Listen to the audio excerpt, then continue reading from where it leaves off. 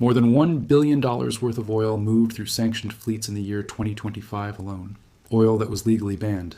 Oil that no Western bank was supposed to touch. Oil that was not supposed to exist on the global market. And almost all of it arrived exactly where it was headed. The sanctions worked on paper. The oil kept flowing in reality. And the reason is not corruption. It is not incompetence. It is an entire parallel economy. Purpose-built, constantly evolving, and sophisticated. It is sophisticated enough to fool some of the best compliance teams on the planet. Once you understand how it actually works, you will never hear the word sanctions the same way again. Here is the question nobody asks out loud. If a country is sanctioned, if the US, EU, and UK formally prohibit the purchase of its oil, how does that oil still show up? How does it show up in Chinese refineries? How does it still clear through ports in India? How does it get priced and insured? How is it delivered to a buyer on the other side of the world? The simple answer that politicians give you is countries cheat. Bad actors find loopholes. And that framing makes it sound like a minor enforcement problem. A few rogue traders slipping through the cracks. But that is not what is happening. What is actually happening is a full-scale parallel logistics system. A mirror image of the legitimate oil trade. It runs alongside it, sometimes through the same ports, with its own tankers, its own intermediaries, its own payment infrastructure, and its own way of making sanctioned crude oil look, on paper, like it came from somewhere else entirely. But the real story begins long before the first barrel moves. To understand how sanctioned oil gets to market, you need to understand how Iran cracked the code first.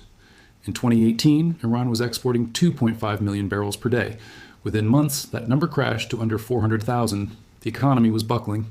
The government had a decision to make. They could comply, or they could get creative. They chose to get creative. What Iran built became the operational blueprint that Russia, Venezuela, and North Korea would all eventually copy. The oil itself is not the problem. The problem is the paper trail, the documents that say where it came from and who owns the ship. If you can break every one of those links in the chain, the oil becomes invisible. Not physically, but legally. On paper, paper is everything. It starts with the ship. Every vessel is required to broadcast its position using AIS. It is essentially a continuous GPS signal. When a sanctioned country loads oil, operators switch that signal off. This is called going dark. The ship disappears from maritime tracking systems. But going dark is only step one. A ship that goes dark and then reappears at a port in China raises obvious questions. So the next tool is AIS spoofing. In 2025, a supertanker called the Skipper was seized. Its signal showed it to be 500 miles away. Satellite imagery confirmed it was exactly where it was intercepted. The ship was broadcasting a completely fabricated position. Now here is where it gets more sophisticated. Hiding the ship's position is not enough. You also need to hide what it is carrying. This is where oil blending enters the picture. Oil is not one thing. There are hundreds of grades: light, heavy, sour, and sweet crude. Every oil-producing country has a distinctive chemical signature. Iranian crude has a specific composition. Russian Urals has its own fingerprint. If a compliance analyst received a cargo labeled as Malaysian Blend, they could theoretically test it to see if it matched Iranian grades. But when you take Iranian crude and blend it with legitimately sourced crude, the fingerprint changes. The product no longer matches Iranian grades. This has been happening off the coast of East Malaysia, near Labuan. Iranian and Russian tankers sail into Malaysian waters. They conduct ship-to-ship transfers, moving crude between vessels in the open ocean, typically at night with minimal maritime oversight. The receiving vessel then sails onward with a fresh set of documents. Documents that say the oil is Malaysian Blend. Malaysia has been showing up as the fourth largest crude supplier to China, ahead of countries that produce far more oil. The U.S. Treasury has directly confronted Malaysian officials about this, with one senior official telling reporters that Iran's capacity to move oil relies heavily on the service providers based in that country. In April 2025, at least 6 separate ship-to-ship transfers were documented by satellite and maritime tracking companies off East Malaysia. In one case, a tanker called the Vani disappeared from tracking systems on May 15th. It reappeared 5 days later with a full cargo. Investigators traced the transfer to a sanctioned Iranian vessel called the Nora, which had loaded crude from Karg Island in Iran. The Vani's next declared destination was Qingdao, China. Now we need to talk about the flags, because this is where the system becomes almost absurd in its audacity.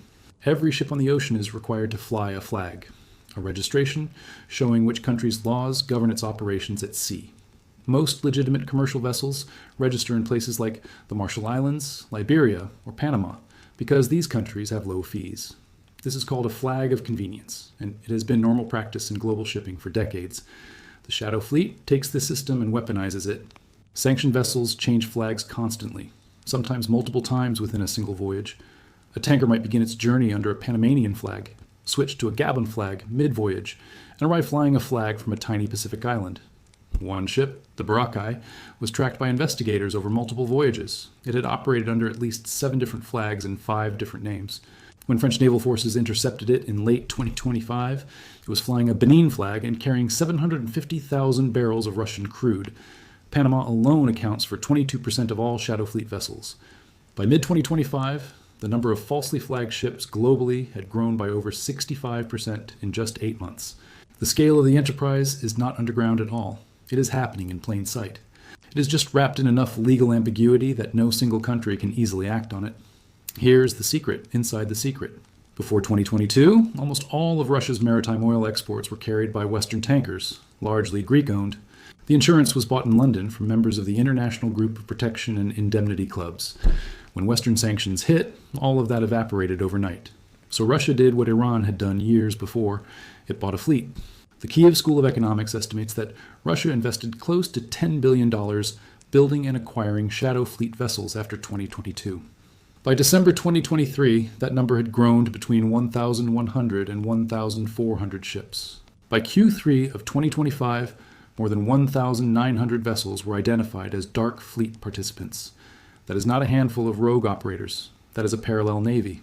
A commercial shadow navy, state-funded by a sanctioned government operating continuously across the world's oceans. Because these ships stopped using Western insurance, they also stopped being bound by Western maritime standards. Many of them are old, 20, 25, sometimes 30 years old. Major shipping companies typically scrap tankers after about 15 years. These vessels keep sailing because they cannot be scrapped, because no Western scrapping facility will touch them, and because their operators have no reason to retire them. In December 2024, 2 50-year-old Shadow Fleet tankers were caught in a storm in the Kerch Strait between Russia and Ukraine. The vessels spilled approximately 5,000 tons of crude oil. A senior environmental scientist called it the worst ecological catastrophe in the Black Sea this century. The oil drifted across beach resort coastlines. Volunteer brigades cleaned oil-covered birds for weeks, as the cleanup cost fell entirely on the coastal states. Now for the payment. Even if the ship and cargo are in order, sanctioned oil still needs to be paid for without triggering the U.S. Treasury. The Office of Foreign Assets Control monitors dollar transactions globally and can freeze funds or cut off any institution that touches restricted flows. So the system evolved 2 main workarounds. The first is currency substitution, used when China buys Iranian oil through small, disconnected banks. Iran receives renminbi, which it then uses to buy Chinese technology and industrial equipment. It is essentially a barter system dressed up in currency. No dollars ever change hands. The oil is relabeled as Malaysian Blend before arrival, so the purchase records look clean to any audit. Russia adopted this model with India too. Nearly 90% of Russia-China trade now settles in yuan or rubles, with Indian sales paid in rupees. Because these currencies are not freely convertible, Russian companies developed a second solution for converting proceeds back into usable capital, cryptocurrency. An intermediary converts yuan to crypto and transfers it to Russia. The firm then converts the crypto into rubles to bypass international banking. One trader's crypto oil transactions alone amounted to tens of millions per month. By late 2024, the Russian Finance Ministry publicly endorsed this mechanism. Russia's total annual oil trade was approximately $192 billion. While crypto payments were a fraction of that, the infrastructure is designed to scale.